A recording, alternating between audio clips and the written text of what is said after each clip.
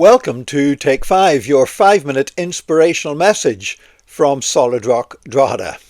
All this week we've been looking in our Take 5s at that incident in 1 Kings chapter 5, whenever Naaman, the commander of the armies of Syria, was suffering from leprosy, and the little Israelite slave girl said to him, you should go and see the prophet. And there's a prophet in my country that could heal that.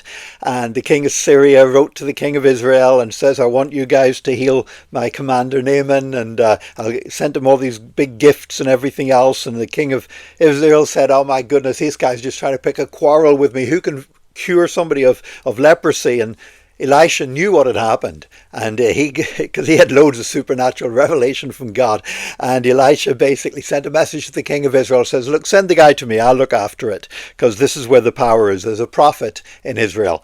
And so Naaman came, and Elisha wouldn't even see him. Elisha just sent a message to him, tell him to go and dip himself in the Jordan 7 times.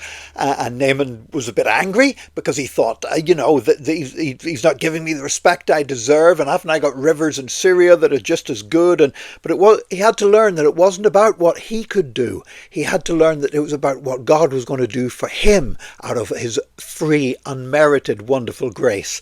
And so Naaman, he dipped himself in the Jordan. One of his advisors said, look, if he told you to do something difficult, you'd do it, so why don't do the easy thing? And so Naaman went and did that, and he was healed.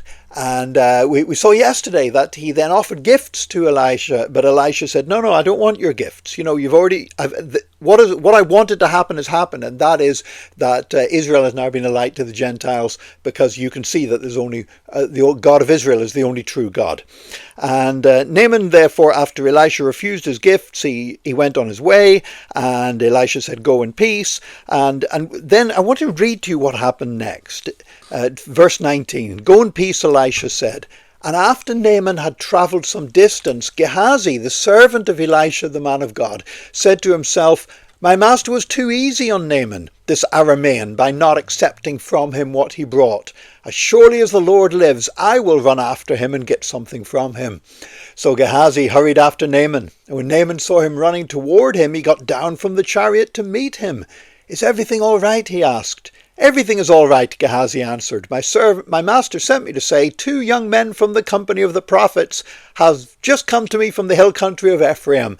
Please give them a talent of silver and 2 sets of clothing. Now, this guy's an accomplished liar. I mean, he's telling a lie here, but it's not a clumsy lie. The lies are flowing off his tongue. This isn't the first time he's told lies. By all means, take 2 talents, said Naaman. And he urged Gehazi to accept them, and then tied up the 2 talents of silver in 2 bags with 2 sets of clothing. And he gave them to 2 of his servants, and they carried them ahead of Gehazi. When Gehazi came to the hill, he took the things away from the servants and put them in the house, and he sent the men away, and they left. And when he went in and stood before his master, Elisha asked him, where have you been, Gehazi? Your servant didn't go anywhere, Gehazi answered. Now, that was stupid. I mean, it's stupid to tell lies to anybody, but it's really stupid to tell lies to a prophet who receives supernatural revelation about what's going on. But Elisha said to him, was not my spirit with you when the man got down from his chariot to meet you? Is this the time to take money or to accept clothes or olive groves or vineyards or flocks and herds or male and female slaves? Naaman's leprosy will cling to you and to your descendants forever.